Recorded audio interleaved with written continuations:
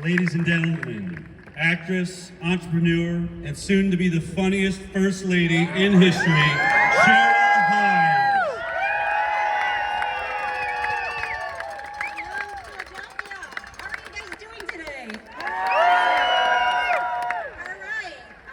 Listen, we're here for a really good reason today. One day you're going to look back on this day and you're going to say, I was there on that day when something really special happened. I want to thank you all so much for being here. It means a lot to me, and I know it means a lot to my husband, Robert Kennedy Jr. So thank you. We all love Bobby. Well, you know, it's interesting because I've been traveling around with Bobby across the country, and something's been happening that I've never seen happen before. He draws crowds, and they are full of Democrats, Republicans, and Independents, all in one place. So, what that's telling me is that Americans want to work together. They want someone to bring them together and make this country better.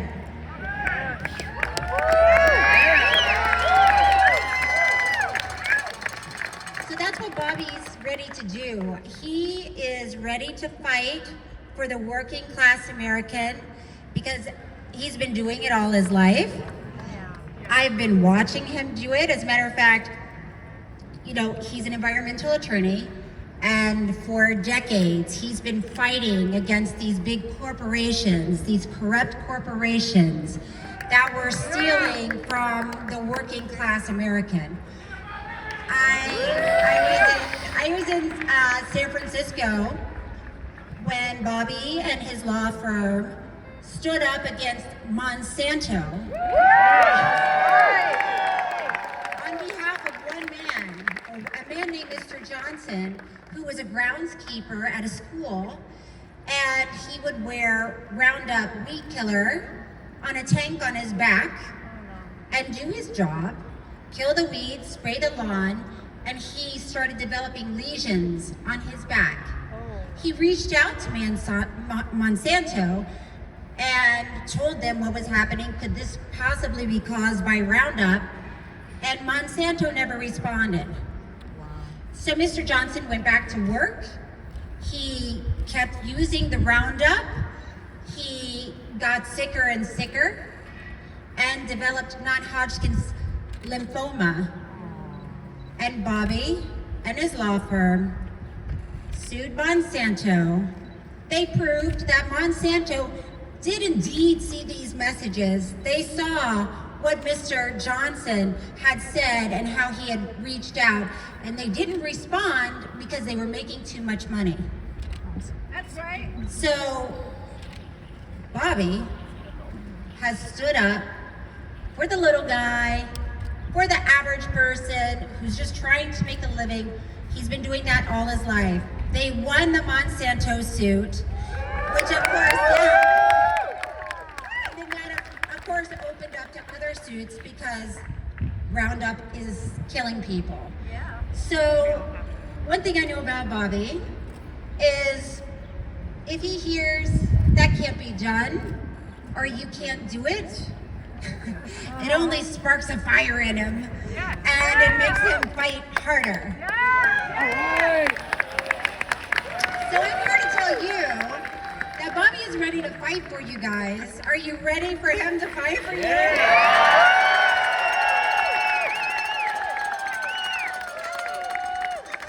just want to hear it one more time. Are you really ready for Bobby to...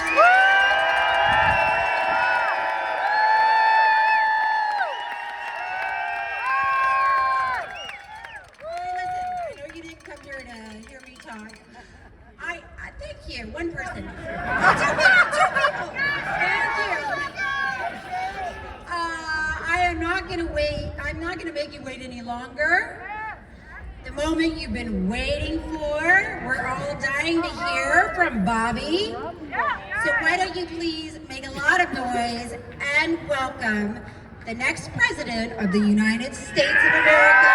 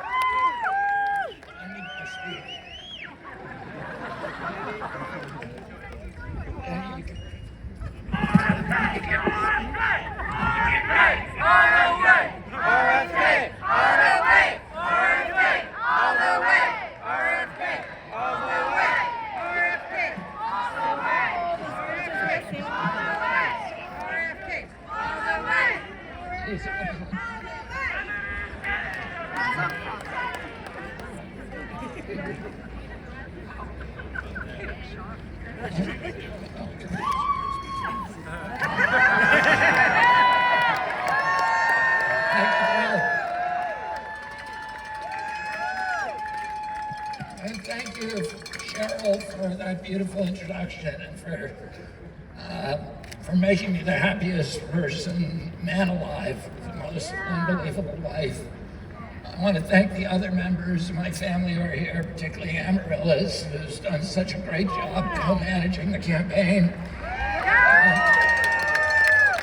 My son Bobby and Jackie and Becky and Anthony Shriver and Carolina and Eunice and Jesse Shriver and the other members of my family are here.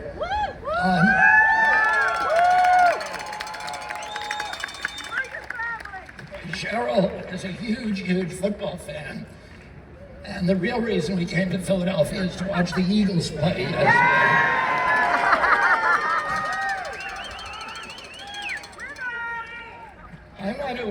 I want to thank also Louis Grassrope for giving the invocation today. Louis, as he said, is a tribal elder of the Lower Brule Sioux, the Lakota people in South Dakota. My father, about a week before he died, my father spent a full day at the Lakota reservation at Pine Ridge. There was a crowd of 20,000 people waiting for him in Rapid City. And one of his local aides said to him, "We better get back to Rapid, they've been waiting for hours." And he added that the Indians don't vote. And my father looked at him very sharply and said, "You don't know who your candidate is." And that day he saw a family, an entire family of Sioux, living in the burned out hulk of an automobile. And he wept. It's one of the only times in his lifetime that I heard of him crying. And that word of his tears swept across the reservation. And on election day, on June 5th, 1968, the last day of his life, he won the state of South Dakota with the help of the Sioux. And I go back to Pine Ridge as often as I can, and almost every time I go there, the elders share that story with me, and they tell me that it was the highest turnout in the history of the nation, and that my father got nearly 100% of the vote. There were only 3 votes that day that were tallied against him. And the elders always close that story by saying, "We're still looking for those guys." It's a hopeful sign now for our country that we celebrate Indigenous Peoples Day. It shows that we're ready as a nation.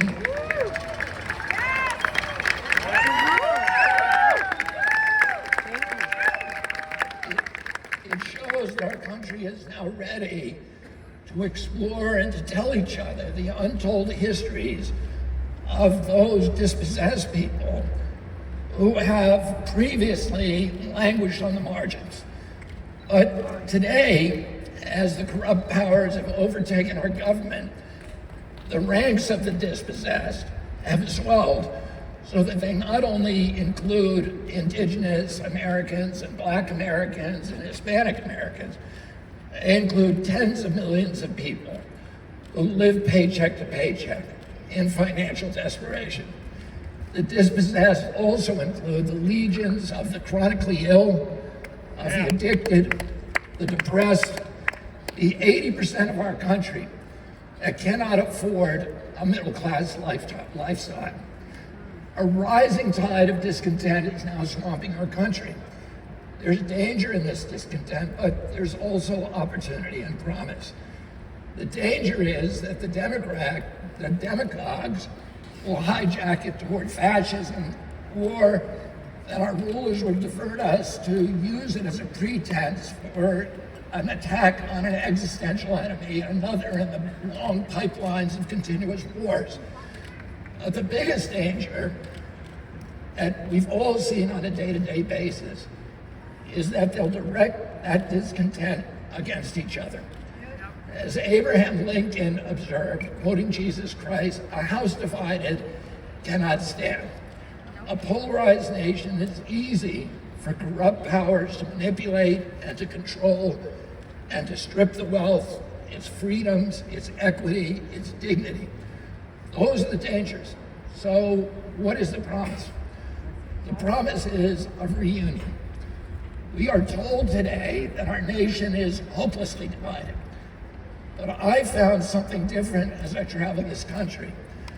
The most hateful voices, of course, are always the loudest. But there are a lot of quiet Americans who are looking at disgust at the vitriol, the name-calling, and the venom. They want it to end. They want us to get along. They want to end.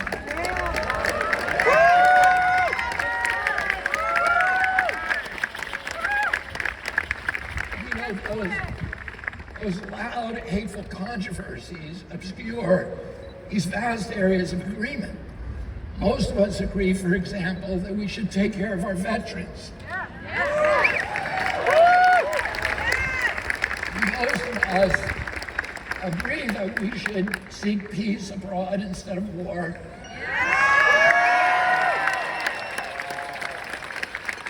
We all agree that teachers should receive decent salaries and respect.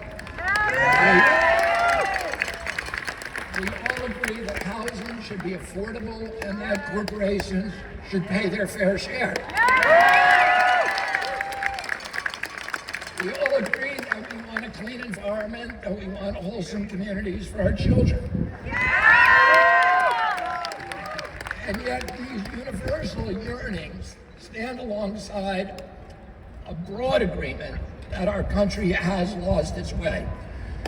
Americans are weary, they're tired of the culture war, the phony slogans, the politicians who use the partisan blame game to divide us against each other and keep us all at each other's throats.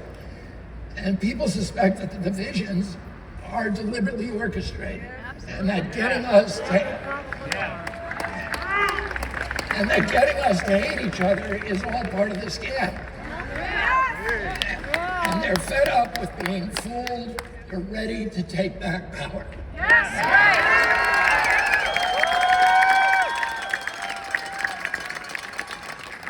There's no other explanation for the enthusiasm I see every day as more and more people flock to this campaign. Sometimes it gives me goosebumps. Their minds may tell them that the situation is hopeless, that the elites are too entrenched, that the corruption is too deep. But their hearts say otherwise. I know that because I meet scores of people every day, even those in the most difficult circumstances, who have not given up on America. I've walked picket lines in Los Angeles with hotel workers who live in their cars because they can't afford rent. I visited mobile health clinics in the back routes and roads of Georgia, where families get their medical care in the back of a bus. I've planted gardens in the food deserts in Watts and Cleveland. I've sat amongst migrant children at the border. I've met social workers and doctors in Yuma who treat these immigrants with kindness and heartbreaking generosity as if they were members of their own families. I've walked the fields with farmers in Kansas who can't drink from their own wells because they're poisoned by pesticides. These are members of the dispossessed now. I've sat at kitchen tables in Pennsylvania with parents working every hour that God gives them to afford a home of their own, only to have that to get outbid by a hedge fund with a cash offer at the last minute. I've worked with veterans who serve honorably in foreign wars and come home then to a country that is bankrupted by those wars. I've eaten with small business owners who had to board up their trains as Amazon cashed in. I've talked from moms from Nevada to New Hampshire who lie awake at home juggling unpayable bills, choosing between gasoline and groceries. I met senior citizens who cut their pills in two to stretch out their prescriptions. And I pulled dead fish from rivers that are clogged with chemical runoff and waste. And I've read stories to children who are devastated by chronic disease. It can all look pretty dark. We seem to be cycling from despair to rage and back to despair again. The country is sitting on top now of a powder keg. Americans are angry at being left out, left behind, swindled, cheated, and belittled by a smug elite that has rigged the system in its favor.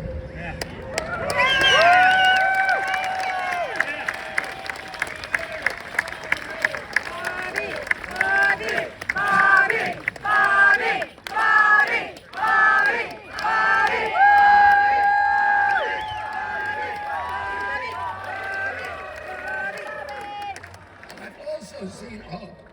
I've traveled millions of American miles across my career. And to quote Tennyson, I am part of all whom I have met. For 40 years, Americans across the country have fortified me with their courage and their idealism. But this year, I have witnessed an upwelling of optimism that I've never seen before. And optimism isn't the same thing as denial. We have to acknowledge the truth. We do face a decaying infrastructure and record levels of suicide, depression, addiction, chronic disease. We do face an entrenched political corruption and an inequality of wealth not seen in a century. But the good news is that people like yourselves are finally fed up. Yeah. We're fed up! Something is stirring us. It says it doesn't have to be this way. People stop me everywhere at airports, at hotels and malls, on the street, and they remind me that this country is ready for a history-making change. They are ready to reclaim their freedom, their independence.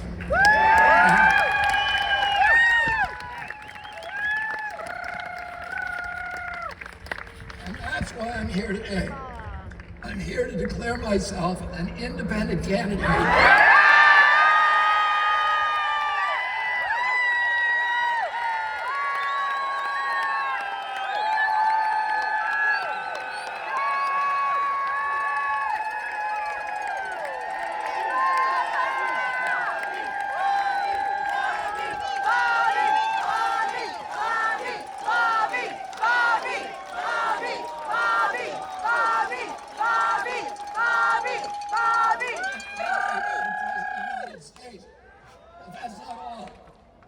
I'm here to join you in making a new Declaration of Independence for our entire nation. We're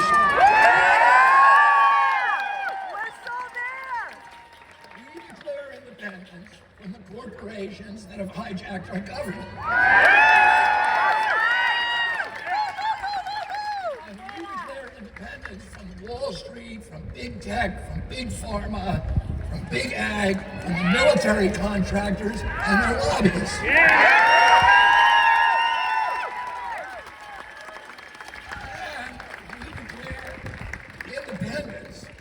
From the mercenary media that is here to fortify all of the corporate orthodoxies from their advertisers and to urge us to hate our neighbors and to fear our friends. And we declare independence from the cynical elites who betray our hope and who amplify our divisions. And finally, we declare independence from the two political parties.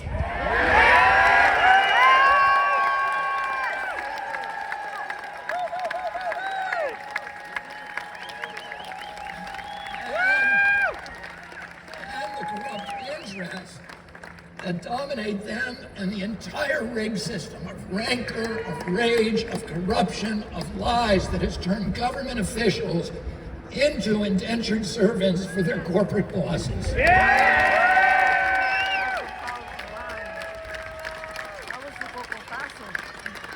declare independence from these corrupting powers because they are incompatible with the inalienable rights of life, liberty, and the pursuit of happiness that the people who sat in that hallway ratified for us in 1776.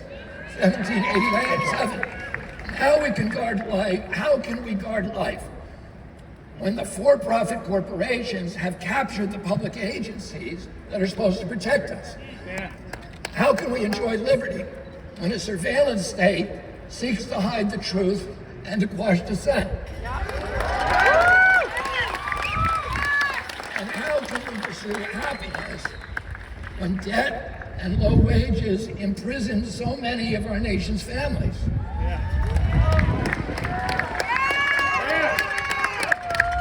And so I've come here today to declare our independence from the tyranny of corruption, which robs us of affordable lives, our belief in the future, and our respect for each other. But to do that, I must first declare my own independence. Independence from the Democratic Party. And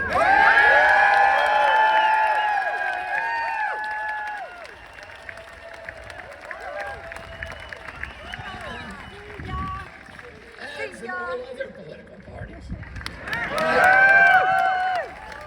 I haven't made this decision lightly. It's very painful for me to let go of the party of my uncles, my father, my grandfather, and both of my great-grandfathers, Honey Fitzgerald and Patrick, who was the first Irish Catholic ghetto mayor of Boston, and Patrick Kennedy, who was a ward boss in Boston. Both of them launched our political dynasty over 100 years ago. But my sacrifice is nothing compared to the risk our founding fathers took when they signed the Declaration of Independence 247 years ago. They knew that if their revolution failed, every last one of them would be hanged. They chose to place everything on the line. When John Adams put his pen down after adding his signature to the Declaration, he turned to those present and he said to them, sink or swim, live or die, survive or perish.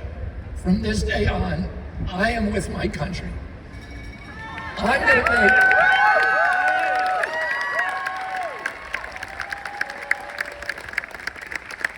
to make that same pledge to you today, so that I can stand before you, as every leader should stand before you, free of partisan allegiance, free from the backroom deals, a servant only to my conscience, to my Creator, and to you.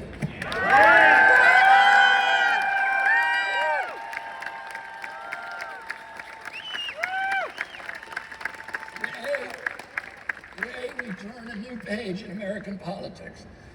There have been independent candidates in this country before, but this time is going to be different. Because this time, the independent is going to win.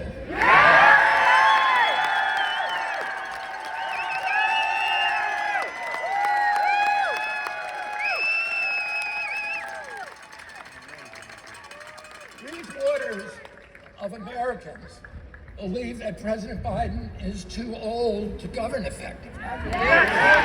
Sleepy Joe's gotta President go. Trump faces multiple civil and criminal trials. Both of them have favorability ratings that are deep in negative territory. That's what two-party politics has given us.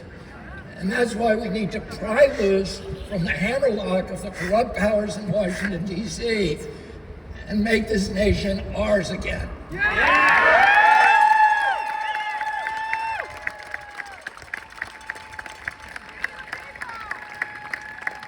But there's a sacrifice that everyone, including myself, have to make if we're going to reunite America.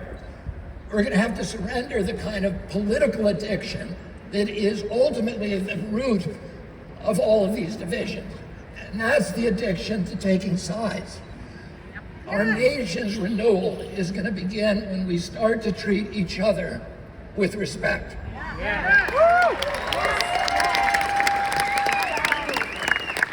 Only then will we be able to step outside our tired, stuck debates. We can ask the questions then that nobody thought to ask.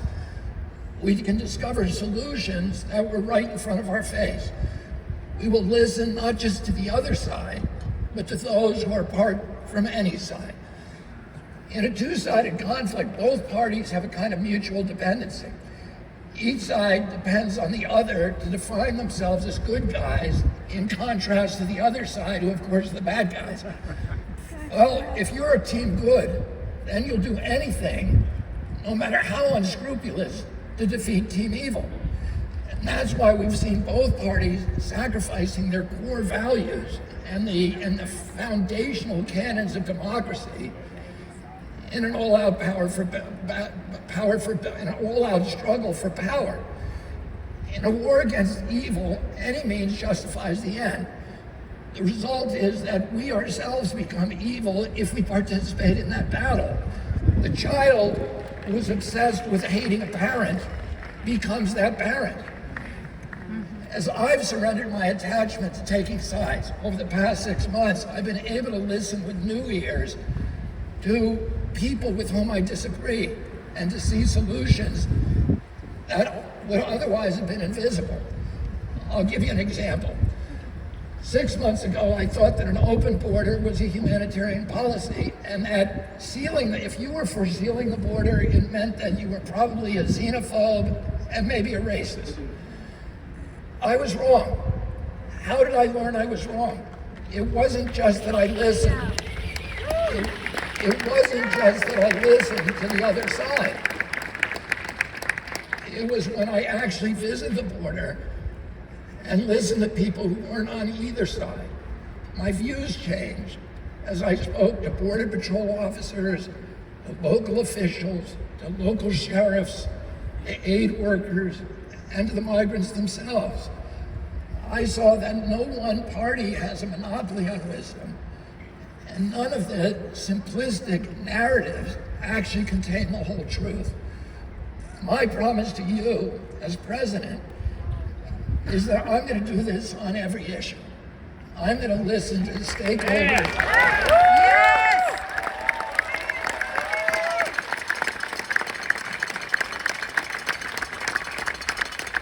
I'm going to listen to the stakeholders from every side and beyond any side. I'm going to uphold my moral convictions, of course, absolutely. But I'll hold my own opinions lightly. I'll look at the evidence and the arguments, and I'll choose not the easy path, not the established path, but the right path.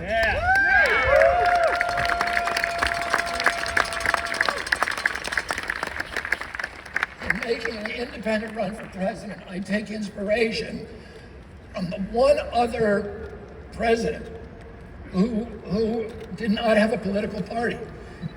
And that president was George Washington.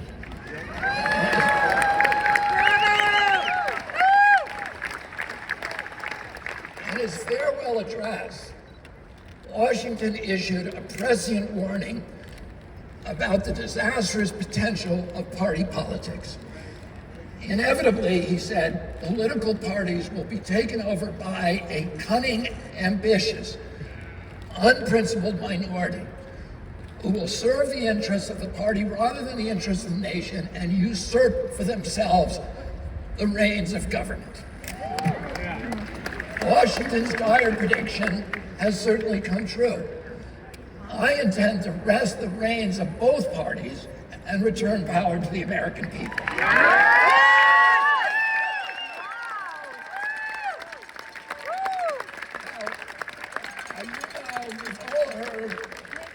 We've all heard the pundits who say, who have been lamenting, how do we get young people to engage again in politics? I see so many young people who have now inflamed with my campaign. And the answer to that question is that that's the wrong question to ask. The problem I found is not the young people. The problem is what my generation, the old people, have done to politics. The millennials and Gen Z are repelled by the toxicity, the pettiness, and more than anything else by the dishonesty. They want authenticity.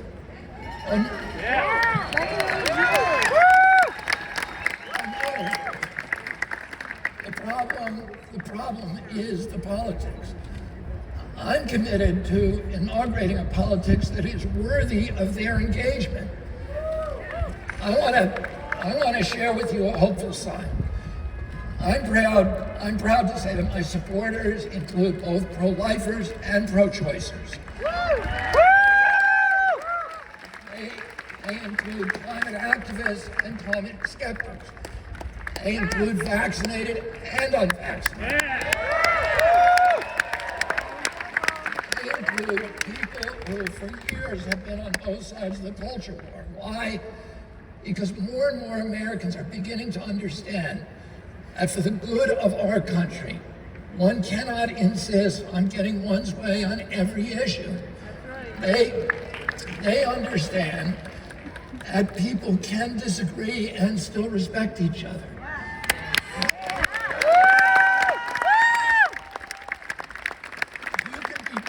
You can be pro-choice and not think that pro-lifers are women-hating zealots.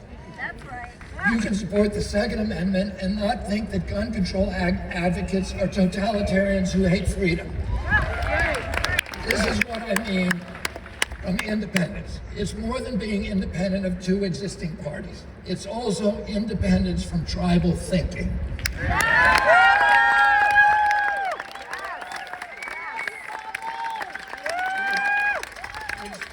It's freedom from the reflex of having to take sides. Instead of asking people, which side are you on? I'm going to ask people, what do you care about?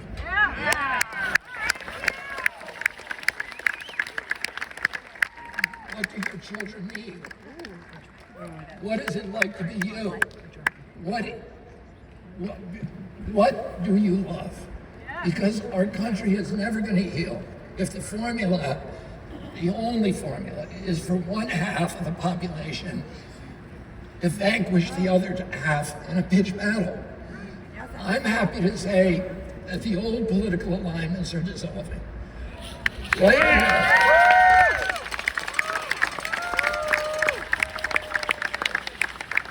the right and left have become all mixed up anyhow. It used to be the Democratic Party opposed censorship. It was the Democratic Party that wanted to rein in the military and the CIA. It was the Democratic Party that fought corporate influence. Remember when Wall Street and big corporations all supported the Republicans? Well, who is the liberal now? And who is the conservative? Who is the left? Who is the right? These labels make less and less sense. And out of habit, we still group ourselves around the empty husks of those old alignments and threadbare ideologies. But now that habit is breaking down.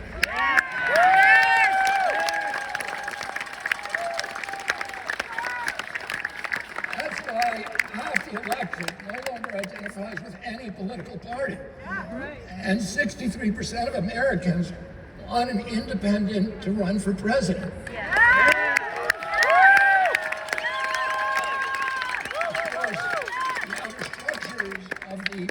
who still dominate the political landscape, but they're hollowed out from within like a building full with termites.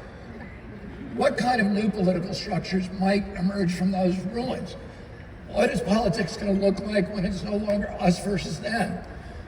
American democracy should be more than just picking between two candidates anointed by shadowy institutions.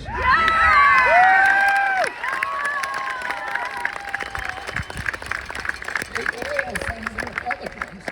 Big tech funds the Democrats. Big pharma and the military contractors make sure to give to both. Instead of two parties, we have this kind of uniparty, a two-headed monster that's constantly bickering with itself as it leads us all over a cliff. And at the bottom of that cliff is the destruction of our country. Neither party has offered any kind of meaningful resistance to the endless wars that have sucked dry our wealth and slaughtered our youth. Neither has done anything to reverse the erosion of the American middle class. Both of them are powerless to rein in our exploding deficits. They have contributed equally to the corporate giveaways, to the corruption in Washington, and to the erection of a surveillance state. Yeah, there are good and honest people within both parties, even in their leadership. But the system itself is hopelessly corrupt. Now, let me tell you what an independent presidency will look like. Because I'm independent of the military contractors, I'll be able to pursue a foreign policy that puts peace and diplomacy first. Because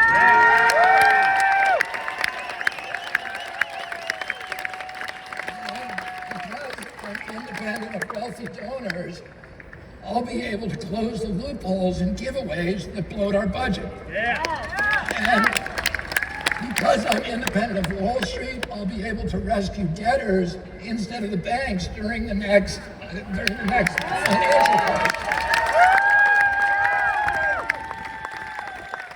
And because I'm independent of big polluters, I'll be able to clean up our soil, our water, our air, and protect our environment.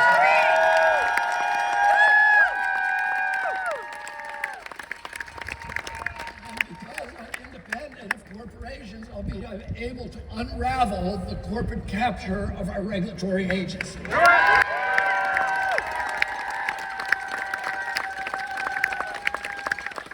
because I'm independent of both political parties, I'll be able to enact bold policies that are outside of the partisan conversation. Let me be clear though, being independent of the two political parties does not mean making them my enemy. Dogmatic opposition is just as much a form of dependency as dogmatic loyalty. As president, I'm going to work with officials from both parties who want to join me in serving our nation rather than exploiting and searching for partisan political advantage.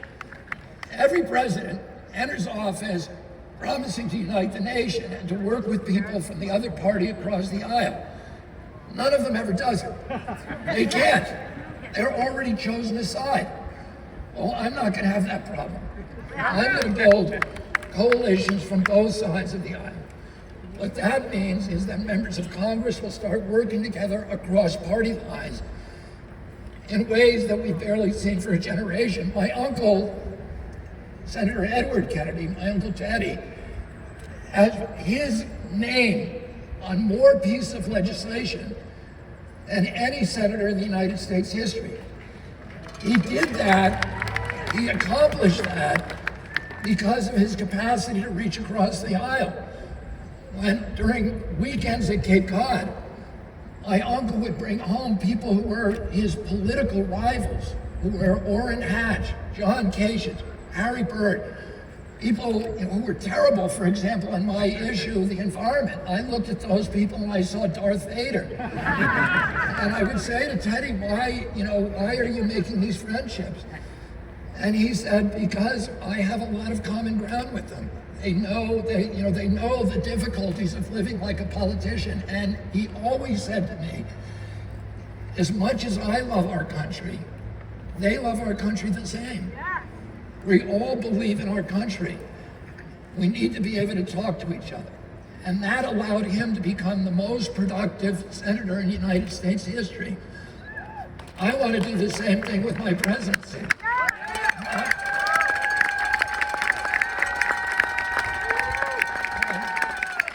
I'm going to tell you that because of that, it's going to be very hard for people to tell whether my administration is left or right. Is it right-wing to support small farms? Is it right or left to pull our nation back from the brink of a war with Russia? No! Is it right or left to implement a tamper-proof election system that also guarantees that everyone has a right to vote? No! You know, as long as we're locked in these habitual debates, the two parties are often blind to common sense solutions. The formula has left them unable to govern. Practically every year we do what we did 2 weeks ago or a week ago, which is to come this far from defaulting on a government shutdown. And that's just the most obvious example of the paralysis of the two-party system. The system runs on inertia, year after year, decade after decade. It's like a runaway bus filled with teenagers fighting about who should take the wheel, and they ultimately learn that whoever the driver is, they're all obeying a GPS with a program that's written by lobbyists and corrupt corporate insiders. So I'm not going to just take the wheel. I'm going to reboot the GPS.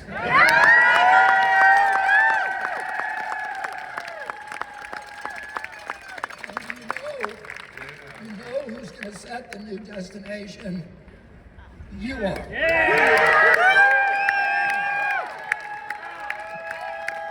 Because as I've traveled this country, I've listened to you, and I know what your hopes are for the future, and I know your idealism. And together we're going to set the GPS toward the promised land, the promise that Jonathan Winthrop gave us, the great Puritan leader in 1630, when he stood on the deck of the sloop Arbella and said, and pointed to the verdant landscapes that no European had ever seen. And he said, we're going to build here a promised land, a city on a hill, a lamp to all the other nations in the world, an exemplary nation. And we came close to fulfilling that destiny in the years after World War II. You know, when the king and queen look over the balustrades of their castle and they see all of their subjects fighting each other, they go back to the banquet room and they pop champagne corks, as they know as long as we're all feuding with each other, then nobody's coming over the castle walls. So this hatred we have for each other is orchestrated. And what my job is during this campaign and then during my presidency is to unify Americans. And then we're all going to go over the castle wall together.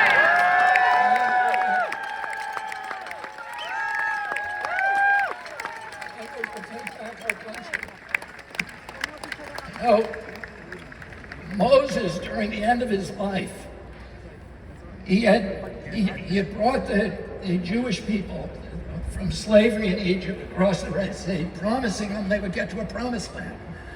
But 40 years later, he was 120 years old, and they had not found the promised land.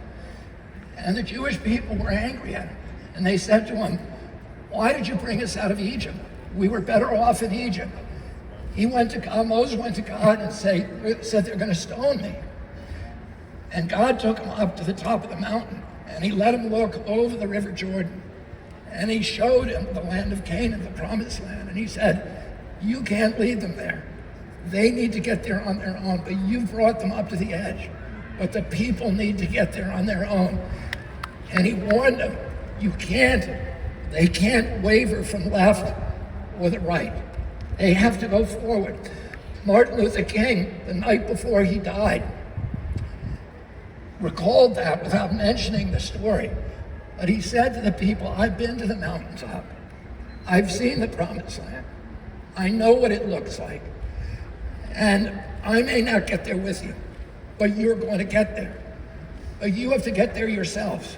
The people have to decide to take back the power of this country.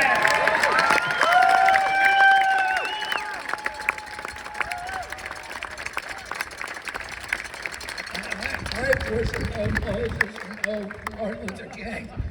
And I am part of a movement where we are determined as the American people to go back and reach that promised land again. And I do know what it looks like because I've had glimpses of it during my lifetime. I know it's an America with a prosperous middle class where if you work hard, if you play by the rules, and you can finance a home, and you can raise a family, and you can take a summer vacation, and you can put something aside for your retirement. I know that it's a place where we don't have to choose between economic prosperity and environmental protection. I know it's a place where our children will have the same opportunities for dignity and enrichment and prosperity and good health as the communities that our parents gave us. I know it's a place where every American enjoys the right to vote and everybody has absolute faith that our electoral system has integrity and it's the best in the world. I know it's a place with incorruptible regulatory agencies. When I was a kid, the FDA, the CIA, or the FDA, the EPA, the NIH, were the gold standard regulatory agencies in the world. The other nations in Europe and Latin America based their regulations on what our regulatory agencies said. They were absolutely incorruptible. They were gold standard science. I know that that promised land is a place which is a bastion for the rights that are enshrined in our Constitution. And I know that that promised land is a place where America is a moral authority around the world, that people look to us for leadership, that it's a place that promotes peace instead of war. And I know that America is possible when we declare independence from the deadlock party establishment.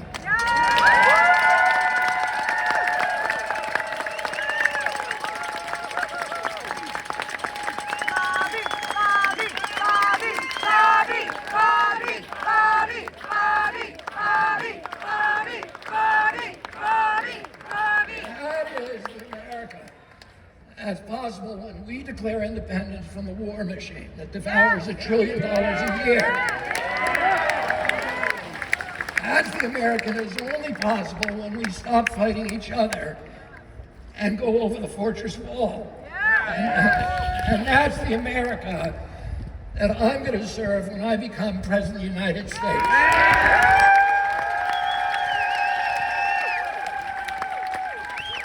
Now, pundits are going to tell you that we don't have any chance. They've given me a couple of first names. One of them is long shot candidate. And they say my impact is only going to draw votes from the other candidates. The Democrats are frightened that I'm going to spoil the election for President Biden.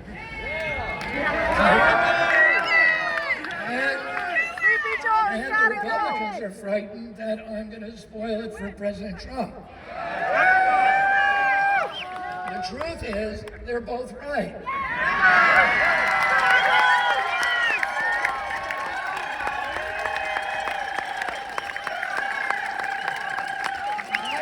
intention is to spoil it for both of them.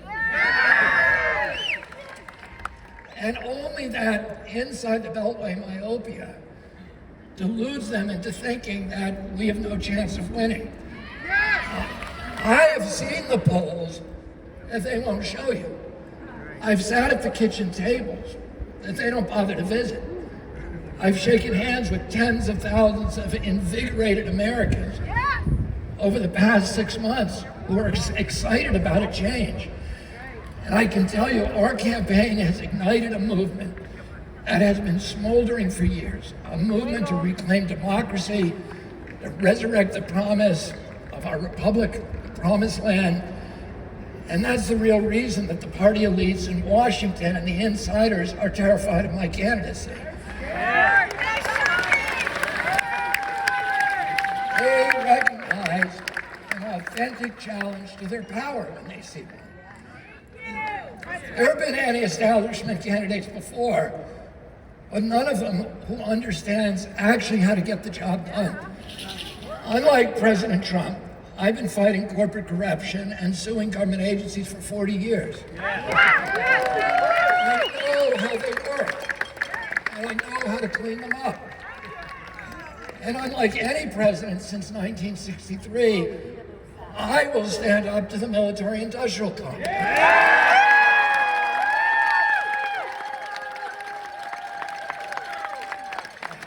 I will cash in the peace dividend, and I'll bring our troops home with honor. I'll rebuild America's strength from the inside out. What really terrifies the elites, though, is not me.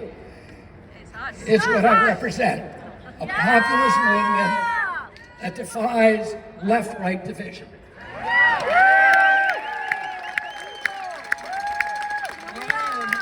am merely the bowsprit of a ship that is going to cut through the armadas of corruption, of secrecy, of lies.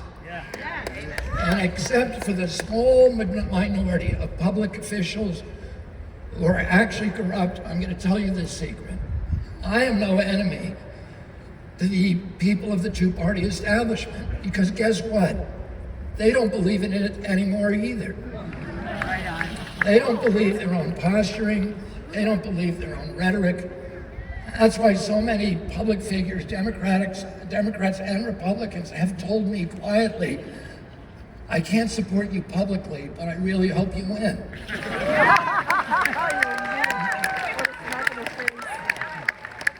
They too want liberation from the system that has captured them.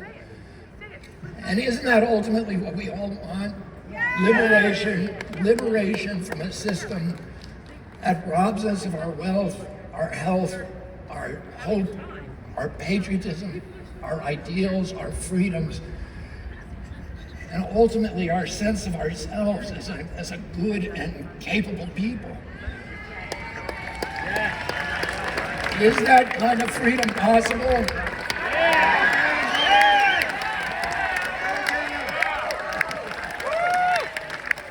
Is healing our divided nation possible? If we wait for someone else to liberate us and unite us, no, then it's not possible. It becomes possible when we decide to take action ourselves. People ask me, can you win?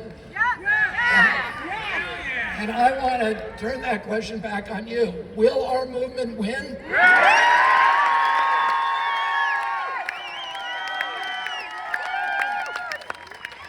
Will this movement restore democracy, health, prosperity, and freedom? I'm not asking you to make a prediction. I'm asking you to make a choice. It's gonna happen if you choose for it to happen. Democracy doesn't come about as a gift from oppressive elites and authorities when they finally relent. Democracy comes when people choose to exercise their power. And so I'm asking you today to join me in exercising the sovereign choice of a democratic people. Are we ready to win?